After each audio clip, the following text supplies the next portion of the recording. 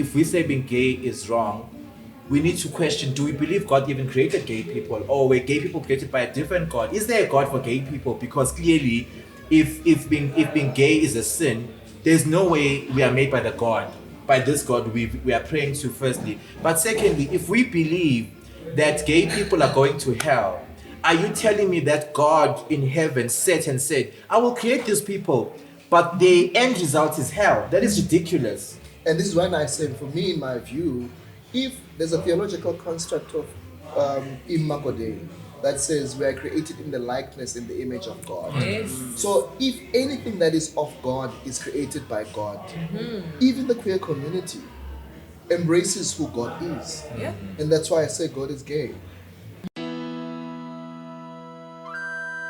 Yeah. Yeah. Come let me teach you a lesson. Come let me teach you a lesson. Lebo Lion with the tweets. Follow me back to my nest. Lebo Lion with the podcast. Teach you lesson cause I got class. Lebo Lion with the impact. You be lying, that's a real fact. Come let me teach you a lesson. Come let me teach you a lesson. Lebo Lion with the tweets. Follow me back to my nest. Is being queer an African? Oh, Yeah. And what is it to be African? I'm not going to say too much before they can say. Let me leave it to them. Listen, I think this one is for you, Anela. But I just, I didn't grow up in a, in a very traditional family. Yeah. Staunch Christians, I know nothing about my culture or my African tradition. And I'm gonna be honest. I'm not gonna come here and be like, well. This is the part where I look at you and listen to what you have to say. Lindani, before we go to another, Of course, he'll what give is us a your- better answer. For me, I think from an African point of view, the only thing that came to mind was the gender roles in being African. Indoda must, umama must. And growing up as a black man, as an African man, I am expected to do specific things. So the moment I prefer playing with dolls, I'll make an example.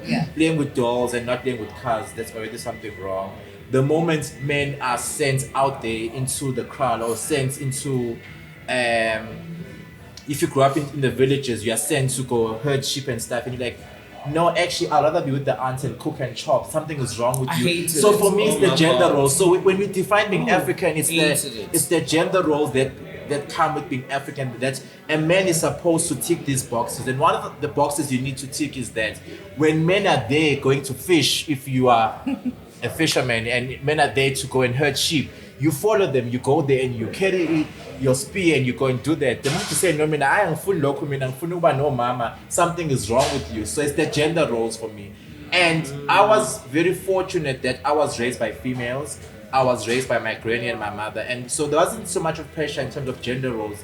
But there were expectations that I'm supposed to like Power Rangers, I'm supposed to wear blue, I'm supposed to like specific things. But I liked soapies. I wanted to watch, Yes. The Bold and the Beautiful. and that's why some But people you know- even argue with me to go Yeah. back to my earlier thing that, but if you like these things, wasn't that a sign for you to be gay? Then I'm like, no. Yeah. So it becomes a whole thing. What does it mean to be African? Is an African man allowed to be soft? Is an African man allowed to like the finer things in life? Yes or no? It becomes a very deep conversation. And before, sorry, Anna, you go jump into that. I'm always going to play devil's advocate here because I know what people are thinking when they're watching this. And you said something. You said, "I was raised by women," and I know people watching are already gonna go, "That's why he's gay." Already it's going. They're going. But to I must dismiss say, everything being you raised say. by women made it more difficult for me to be gay because they wanted me to be their husbands they never had. They wanted me to be their fathers they never had. So being raised by women actually made it more difficult. But also, it was more difficult for me because I had no father to look up to. So being raised by women doesn't make you a softer man, by the way. You're raising bombs here. I'm raising bombs, right? After bomb, Yes, after bomb. but also, so don't think because I was raised by a woman it makes me softer. Or they were soft. No, they were hard on me because it's not the mask. Because now they are taking out what they thought a man is supposed to, because they actually have no manual also. Misogyny and what is the word?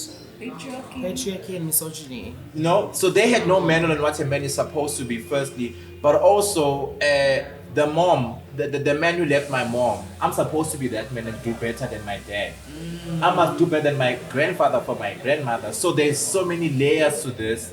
So there's like layer upon layer of like the pressure on me. And then I'm like, no, man, I don't want to be a can of worms. It's a can of worms, yes. So even now, I'm a father to a 5-year-old. Where is my manual on what being a father is? Last week, yes, thank you. But last week, you know, my son says to me, Daddy, where's your girlfriend? Ne? And I said to him, so he knows a friend of mine. I said to him, my girlfriend is this boy. He's like, no way is Dad. He can't be so I already knew that my son firstly is not ready to have the gay conversation. Because people always say, no, your son needs to know that you're gay. And I'm like, he will know at the right time. You will not decide how I raise my son firstly, but also you will not decide the age and say, no, he's old enough to know. I keep on testing the waters. If my son still believes I should have a girlfriend, if he still believes that the person next to me should be a female, I have the room to educate, but also the space to allow him to be a kid and not rush this upon him to say, no, you know what, actually your dad is gay and your dad has a boyfriend. So it becomes a bit tricky for me because I need to educate him, but also remember he's a 5-year-old, he's a kid. He goes to school where kids are dropped off by mom and dad. That is his norm, and he lives with his mom and the gran, and I'm the dad, and in his books, like, I'm the dad, and there's like there can't be two dads, you know. Eventually he'll get it, and so it becomes tricky in terms of when is the right age to actually tell him, you know, am I slowing the process, am I rushing it? So, but that's a different dynamic, it's a different conversation for another day. So also being a gay dad is difficult. You said a lot there. There's a lot to unpack. But Anele, is being queer an African? Certainly no. And my answer is queerness or expressions of queerness in Africa have always been there. Yeah. And there's literature that backs Yeah. that.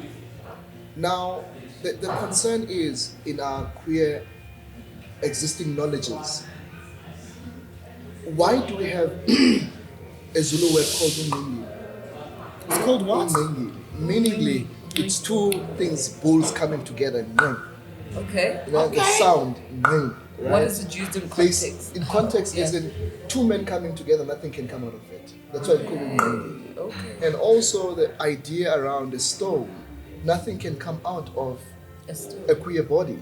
Those were names that were used to denote people who identified or who kind of showed expressions or attractions to other people of the same sex.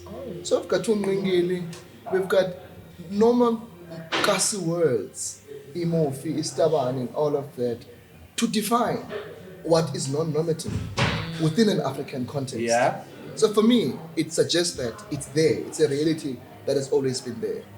The challenge around the construct of being queer or being gay is un-African stems from the normative ideas of heterosexuality.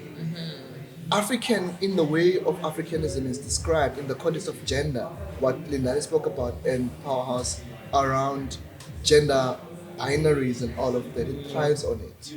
So it makes it look like if that's the norm, we only know a man and a female. It's an African thing that families within African context would be out of these normative groupings or kind of genders and all of that. Now for me, to say that being gay is an African experience, being queer is an African experience, there are people who are known as Lalini, that ubabubani akahlangani nabantu abangomama. Yeah, right? Or we had people would walk around and not say something. That's why even in my family there, I have an ancestor whom, out of interest, I am told that unedlozi that used to live the life that you are living. Why umuntu who was probably queer and never touched a woman in his life, right? And it's part of my ancestral journey. And he was a warrior in the way of how it's described in my ancestral journey. So it makes me say, man, it's not a coincidence that I'm gay, because I have a literal ancestor that is gay. But the reality is, for me, I want to touch on the expressions of African spirituality and how this fits in. The bigger question we should be asking ourselves, how can we participate in African rituals that can enrich our identity as queer people? The question I asked at one stage, I was doing a talk with TikTok creators. I asked them, what is our imagination of an African queer picture looking like? If I say I want to be queer in Africa, all we know in Africa at the moment, or expressions of queerness, it's a Western idea and construct of what it means to be a gay man. True. A Western idea of what it means to be a trans woman. Yeah. But is there really an African worldview and an African perspective that I can say, this looks like it? And through using my social capital, I've tried to do that. To say, as a queer man, if you want to process or kind of start process of surrogacy, we can start negotiating the process of intlawulo. Yes, I may not be paying because I didn't sleep with you, so I didn't damage you. But I'm doing the rightful thing to say, your ancestors and their ancestors have allowed this to happen. So ngihlonipha the womb that is embodied through you. That mangihlawula intlawulo, I pay respect to that family. That's how we are participants of culture on African spirituality. Secondly, if we say we're going to negotiate lobola, an African construct, we are not doing it the way of how it's done, but we're doing it as a way of showing respect to say we are acknowledging this union and bringing it closer to Amadlozi, Agiti, and yours. So there's a lot of respectability in how we should be participants in terms of participating in culture. So for me, there's a greater space for us as queer people that we can still do intlawulo, we can still do ulobola, we can still do all these other rituals. I can safely say I'm a traditional African man. When I am at home, my queer identity is not questionable. Yes. But I participate because I'm still a man that participates in everything that's being done at home. How should I be excluded on the basis of my sexual orientation? Yeah. So if we can hold space for our rituals, for our practices as queer people, we're doing it because we're human, not because of our sexual orientation. Hence, for me, I say, being queer is not an un-African thing. If we can be called by our ancestors, I'm sure in my ancestors, it's the least thing that they expect me to be worried and bothered about. I think, as you're talking, I'm steadily thinking about, how you make mention of the fact that our representation of what it means to be queer is very Western. What it means to be trans is Western. And I think I speak a lot about it on my radio show as well to say there's been a deletion of our history as African black people and then as African queer people as well. So I can't go to a book. I can only find information about America, Stonewall, but I can't find about Nigeria. And I see all those things pop up on social media where people speak about how, in their countries, queens were married to women and men were married to men, and, they had places where they were sitting. I don't want to touch on it too much because it's something I don't know. But however, it's the fact that we also need to work very hard in preserving the knowledge that is currently there. Exactly. And ensuring that the people that walk the journey after us are able to interpret it. Like what you're saying about intlawulo. Somebody that's going to, do surrogacy has to think about adoption, has to think about those elements that you speak about. And I'm learning a lot because I grew up in a family. We've never done anything traditionally. I don't know anything traditionally, And I feel like it's part of me that has been taken away maybe by the history of my lineage, but at the same time, when you chat about it, we need to start penning down as well. Yeah, and that's why I for now I'm using social media to say, oh, actually that guy is gay, and He's busy with cows. He's busy Msamo. I do everything literally as a gay person at home. So ideally, our ancestors themselves are not bothered by us being queer, but they are bothered by, can you take this responsibility that we're giving you to be a healer? I come from a strong tradition of healers, and they are concerned less about me being queer, but concerned more about the impact I have in society. Yes. I really love what everyone has been sharing on the panel. And it's actually got me thinking about, for me personally, I grew up in a very traditional, my parents are all about the Venda culture. I knew everything, I know it, And there was always this low-key threat of, if you don't do what we say is Africanness in this way, you will be excluded from the tribe.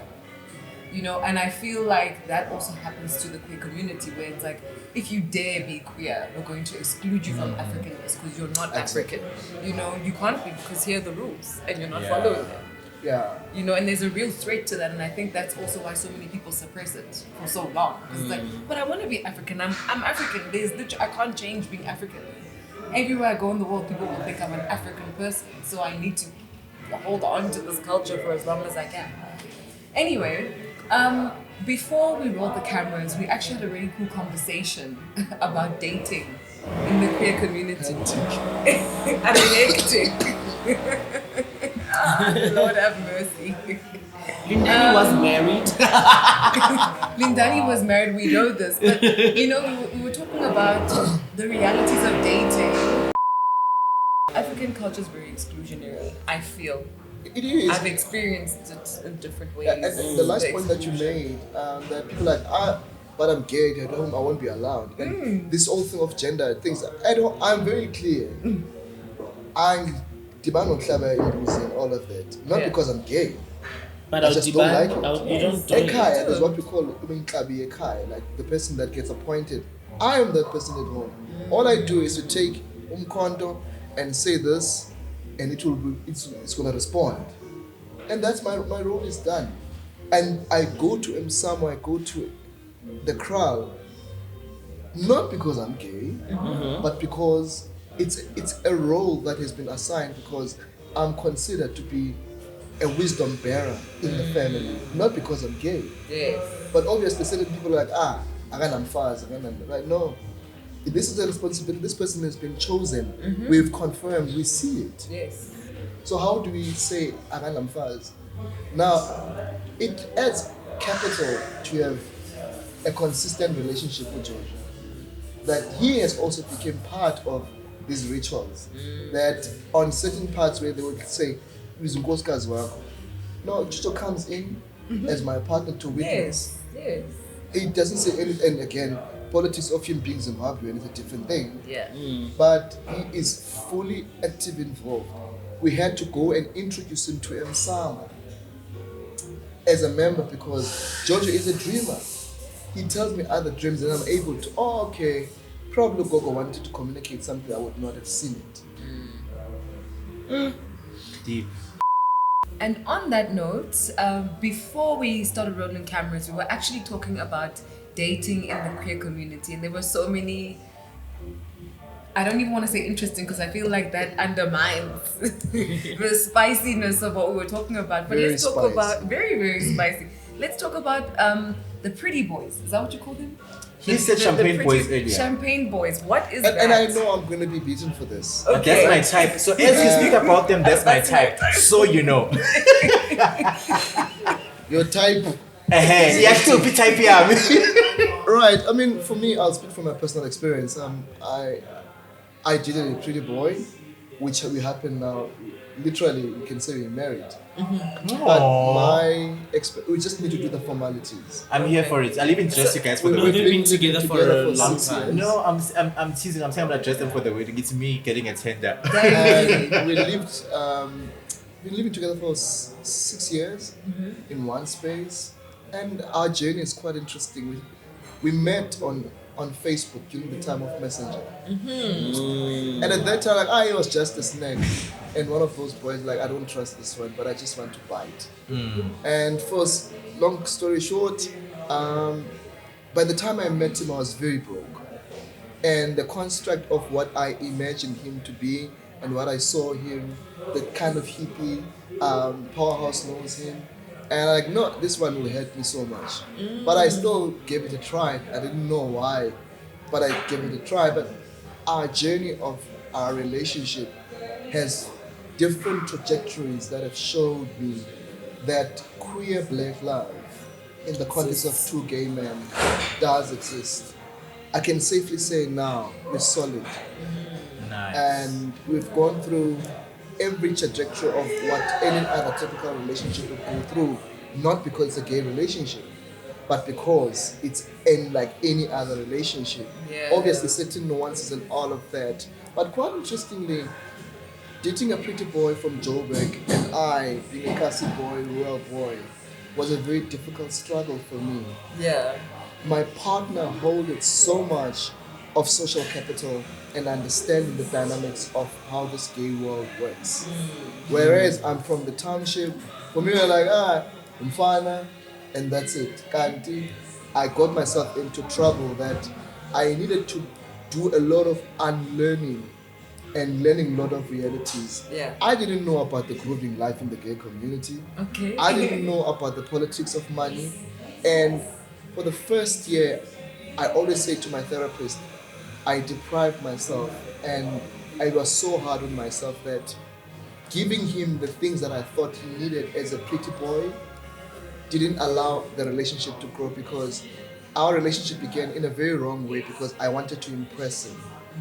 Because I didn't feel like a good enough Kasi boy, and so In the giving city, him things was that, and it messed up the trajectory of our relationship. It didn't really become a relation in the beginning, and it was the typical kind of, because he's out there and seen out there as a pretty boy, I was then seen as the guy that finances that whole of that. So Whereas- is there an expectation with the Somewhat. pretty boy dynamic? And again, the pretty boy, it's a bit tricky one because there are a lot of social politics in it. And there are people who then finance that. And it then becomes a transactional contract, not a relationship, I see. right? So with that, from my experience to where we are now, my pretty boy is still my pretty boy. I don't need to do anything. We live together. We've got 2 properties. Nice. And is even in my estate. Wow. Right? Because of the trust and how the relationship has grown to be what it is now. I've had some detours. Because Thank you for the honesty. the little How were boy, the wrong turns? I suppose the little boy in me wanted the excitement and think that, because I think now I've kind of arrived, I could test it out and try it out. That's when, this is my social construct. Yes. The pretty boys and the champagne boys. Yeah. That at the end of the day, you introduce yourself as a blesser, you introduce yourself as a financial contributor, then the nature and the dynamic of that relationship is going to be about money. Yeah. But there's no love in there. But Shem, I had my fair share, and I knew where home is. And And this is home why. knew that you knew that home was. Oh no, he was very chilled. He said, Yeah. I know you are probably going through midlife crisis, and I admit this year I probably went through a hectic midlife crisis. Yes. But also realizing that abafana bahle, but sizobaqeda. Kuzophela wena. Kuzophela Nemali wena. Nemali yakho. And you'll end up doing things that, unfortunately, a lot of us, and again, some of these construct top guys, you have to prove that we know them. Batala, ama bills, batala the clothing. Again, you want your pretty boy to be seen out there by others. Wow. So you've got to finance it so that I can you can relate. look the part. Oh, you tell can me more. relate. Tell us more. Where am I? Okay. Yeah, you must tell us also. So you know, so weird.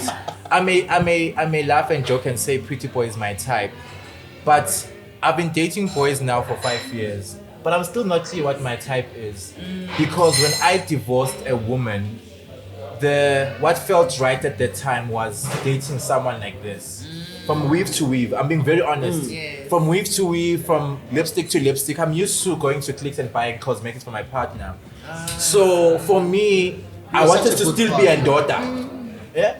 You want to be endorsed. Yes, but also before buying daughter, where my partner must be more feminine, must be softer, must be the woman in the relationship, and that's a different conversation for another day, right? So for me, the idea which we must both be daughters and we both can border and we both can be Zulu men. No, something is wrong there. You know, and for me, it was a psychological thing where I think I was struggling to accept that I'm actually gay, and that being gay means I'm attracted to a man, whatever form or shape he comes in. If I love that, I love that. Yeah. Oh. So I struggled because I thought I need to date a man, but who still embodies a female.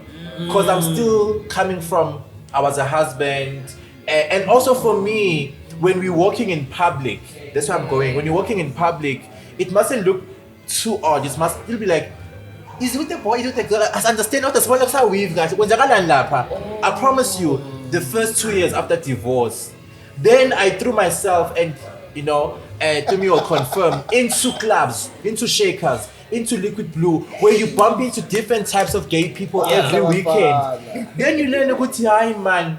There are boys who actually look like me, and I actually like them, you know. And Bafana, yes, but also remove the weave. I still like those boys. But right now, I am 34 years old, and I'm still struggling in relationships because there's still a part of me that's like, can I really date another Lindani? Can there be two of us in a relationship and it works?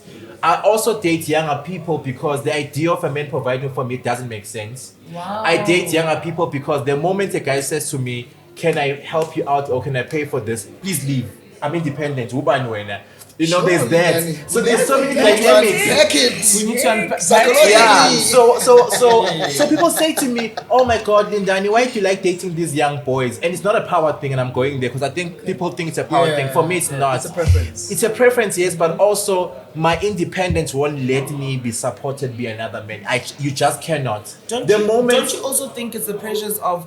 I mean, earlier on you spoke about how they expected you at home to be there. It could be very psychological. But I mean, you need to see. That's true. You know. Yes, it could be psychological. You're right, you know. But for me, even when I say to you, if I meet you today and I say to you, can we go on a date? I already know I'm gonna pay for the bill. It's not negotiable. Like, why is your card out? What does it do for your identity to be the provider? What does it do for you? Man, it just feels right, man. You can't. Feels right. So Linda, you can't date me. There's no way. No, you guys couldn't. You can't even surprise me with cologne. Age 34. Listen to me. If you came to me now and you said to me on our first date, I bought you cologne, you must leave with that cologne. So forget paying for the bill. Forget paying for the bill. Date me. Date me. Yes, forget paying for the bill. The most happily basic thing, you are carrying a gift. You're saying to me, I bought you cologne. Yeah. I'm like, I boy, and I went inside. What about languages of love? Yeah. What is Vita's language of love to buy you? So I think that's why, and you're right, and that's why I date younger people because they are students, they're unemployed, they have no money. It's worked for me so love far. to do project management. Yeah, build up. No. My therapist is like, you like to be a father, clearly. No, for me. I mean, your son is your firstborn, but clearly. Let me take it somewhere that's not going to be so pleasant, but we do have to cover that. Yeah. I hear these conversations happening quite often, right? And people, when they speak about straight heterosexual people dating in this way, so a 35-year-old man saying, I like to date 22-year-olds, people say that's predatory. They say, why would somebody do that? He shouldn't be doing that. Why is he going for people who are too young to understand someone like him? Blah, blah, blah. So in this context, would it not be the same thing? No. And I was about to ask you, who decides the age group? Like, who sits and decides that as a 34-year-old, the starting age for me dating should be this? Who decides that first? Legal age, right? It's 18. Thank you.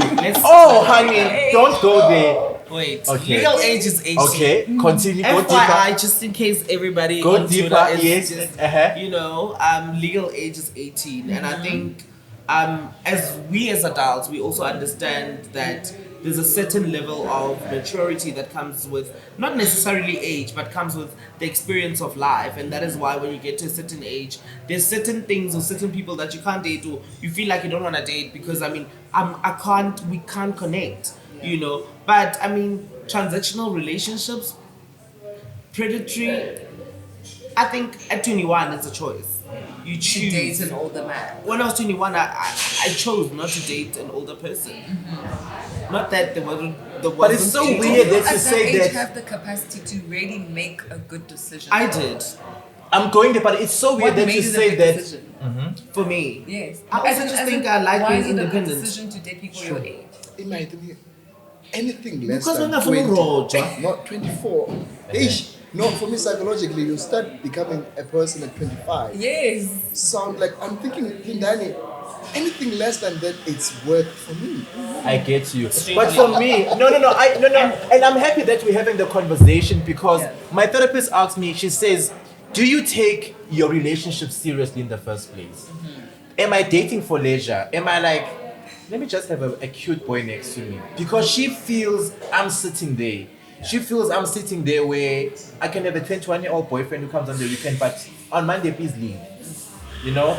So so what he's saying that I met someone and we've been there for 6 years is not really my reality. I've never dated anybody for longer than a year. Is it out of first choice or you have still looking? No, I just feel like I get bored easily, firstly. Secondly, after 2 months, like, it's okay, you can go. Like, next. Next people are always going. Like, Yes, but there is one person that stayed, you know, remember him, right? Yeah. There is one person who stayed because that guy just refused to break up with me. Like, I'll be like, I'm done. He's like, okay, cool. And then I'm not. And then he'll be like, okay, cool. I'm gonna give you a weekend to cool off. So you have more snack attacks than real deals. Yeah. Yes, and also for me, I love it. I think because I'm divorced, there's a part of me that says, no, I'll tell you. You see, Manje, guys, I promise you, this will end up becoming 2 hours. I'm going there. Because I'm divorced. Because I'm divorced, I love your controversy. You actually said it in the beginning, it gave us a disclaimer. Yeah. That's No, very I'm very controversial. controversial. He is. And my friends are like, we don't get you. And I say to them, because I was married at 20. At 25, I was walking down the aisle, by the way. Oh, Lord. At 29, I was getting divorced. Oh. There's a part of me that feels like I actually have lived the delay. You've So, done manje, whatever I'm doing, Well, manje, sesiyaphila njena, sesiyadlala njena. Ayiyindawo le nto. This is not serious. Hold up. Don't take this too formally. Siyadlala. I Oh. hear you guys talking about, relationships and champagne boys and the complexity of the queer community as well is quite huge. And we spoke about this earlier. And now, when I think about my dating experience, it's also kind of crazy. Yeah. And it also confirms how these, I hope I'm not problematic, champagne boys or soft boys or whatever, come about, right? I've had so many young men trying to come to me to say, Sekfuna, and I said it earlier, it's so awkward for me if I'm meeting up with you and you're like, hey, please bring me a pack of cigarettes, or hey, please bring me this. It's awkward. Hi, boy, I'm full when of you money. shy, you stingy. I am mine. I'm For the like, fun of it, no. I sent an e-wallet this morning to some boy. I'm not even kissing. Wait, We took nah. me breakfast and that's okay. Oh, Yes. Wow. Uyambile phela. Oh, nothing Listen, breakfast. Liz. Also, need a man it's like so you in my complex. life. It's so complex, and also what I've also realized, and something that is very important, especially in the trans community, is that there's men who are targeting trans women, and they are willing to give up their bodies for trans women to be able to fund their lives. So the same as gay men, to be able to fund their lives. I mean, I know tons of men that have been in my friends' DMs. Like, for instance, I have trans friends. So when a man is in my DM, straight man, when a man is in my DM, I screenshot and send it to my group of friends and say, do you guys know this guy? Just to make sure you're not a And victim. 98% of the time, they're like, but he was in my DM last week. Oh, he was in my DM 2 months ago. He was in my DM. So there's also that people are being, and especially the queer community in general, is being targeted in terms of, we are rich, we have money. I don't have coin.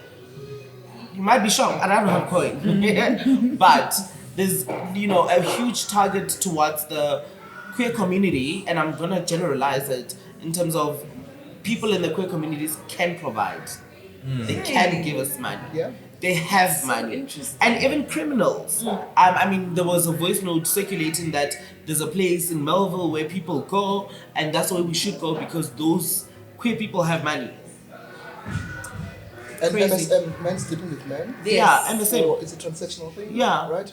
But I do want to emphasize this, that despite our liberal way of looking at things, there are traditional queer same-sex relationships that are working. And then there's a show now that's about celebrating celebrities, but there are a lot of queer people who are in happily good, romantic, Healthy. healthy relationships. Yeah. It's just that some of us, we don't want to make it grow up because there's this thing again in the queer community, so we're born. Once That nyamazine once- nyomtiema. Or Yeah. bringing the issue that Yeah. I know Lindani's past, I know Lindani's history, and I personally have had to, if I was weak, what could have been good would have ended today, because my so-called pretty boy, cute boy, is a known person. Kangixelele kubani? Right. So eventually, I had to stomach it and understand that this person, this is how I experience him. And at the end of the day, it is the opposite of what people experience him to be. But because of where he was, I met him when I was 23. He was at that time at the peak of his life when he was having fun. And I myself, at that time, was living life differently. But now, we are solid. So there's hope. We've seen people like investors and many others who are in good relationships. But we can't run away from the fact that our relationships have been overly sexualized. Yeah. That people see us from a more sexual, desirable perspective.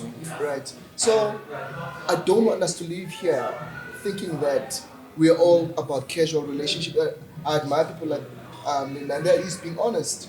But ideally, there's a space for these traditional things, but it takes a lot of work Yeah. To make relationships work. something that is non-normative and normal reality in our families. There's still struggles. Some family members, with my partner at home, there's still struggles at work. People were like, I've lost jobs and gigs because I'm queer, and the show needs a psychologist that happens to be heterosexual who's married. Yeah, no. Losing jobs, It's normal. it's very normal for us. Right? We have been In cancelled from church. 2022. Cancelled Very in many normal. different spaces. So It's very normal. our politics and identity is always problematized. But I do want to emphasize to people that there are healthy queer relationships that are working. And we still want to cultivate. And also, culture. please add the fact that healthy black gay relationships. Oh, Because yes. I don't know why we think the white people get it right and we can't. I mean, even the idea of being of surrogacy, adopting kids, it's like it's a one construct. Yeah. But we are working with my partner on what would work for us. Either surrogacy but again, in my case, I'd rather opt for surrogacy because I still want that for myself. Not because I subscribe to heteronormativity. I would love to have my own child. If I can have sperms that can be infused somewhere, why not? Yeah. Nice. Woo, this has been a big conversation. I feel like we need a part 1, 2, 3, 4, and 5. Yeah. Because there's so many things to cover, and right now we're just brushing on the surface, because that's all we can do in an hour, right? And I guess this conversation is just to get people to start thinking different about what they've always known, and to have the courage to ask questions, because I'm asking them questions. I really don't know. I am not a queer person. I don't have that experience. So I have to ask so I can understand, And when you ask, you get people like Ndani sharing their stories, people like Dumi sharing their stories, people like Aneta sharing their stories, and then you realize that actually we're all just people. Right? At the end of the day, the queer community is a community of people. Yeah. Right? It's not about the gender or the sex. It is people. And if you can understand that it's just another human being, you can approach them with empathy, with respect, with kindness, with love. And I'm hoping that this podcast has helped you do that today. Before we end off, I'm going to ask each one of our panelists to leave you with a message. You can decide who the message is for, what the message is about. You can decide. Can I start? Oh, guess with the message, please. Because you're really screaming. Oh, Jesus. So my closing message is, from my journey, allow the confusion. Allow the confusion, sit in it until it makes sense. Yes. If I could speak to my younger self, I'll say to the younger Lindani, allow the confusion of, am I straight, am I bi, am I gay, am I into boys or girls? Allow the confusion. Trust me, I'm a better person from the confusion. With no extra voices trying to say, but you should be this. Allow the confusion, because there's somebody watching now who is confused. Yeah. You know, am I on this side? Am I bi? Am I straight? Am I this?